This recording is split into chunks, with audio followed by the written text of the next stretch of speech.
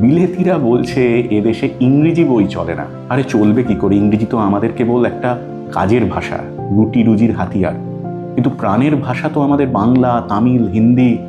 অথচ ট্র্যাজেডিটা দেখুন, আমাদের এই আঞ্চলিক ভাষার জোরটা আমরা নিজেরাই বুঝে উঠতে পারি না, যতক্ষণ না পশ্চিম এসে শিলমোহর দেয়। কন্নড় লেখিকা বানু মুস্তাকের কথাটা ভাবুন। সারা জীবন তিনি নিজের ভাষায় লিখে গিয়েছেন, কেউ ফিরেও তাকালেন না। যেই তার বই ইংরেজিতে অনুবাদ হয়ে আন্তর্জাতিক বুকার পেল, অমনি আমরা ধন্য ধন্য শুরু করলাম। সে এক অদ্ভুত হীনমন্যতা। নিজেদের ঘরের রত্নকে চিনতে আমাদের বিলেতি চশমা লাগে। আমাদের কলকাতাতেও কি এমন দৃশ্য আলাদা? কফি হাউসের ধোঁয়াতে আড্ডায় আমরা টলস্টয়, কাফকা বা কামু নিয়ে বড় বড় বুলি ঝাড়ি, কাঁধের ছোলা ব্যাগ থেকে আভিজাত্য চুইয়ে পড়ে।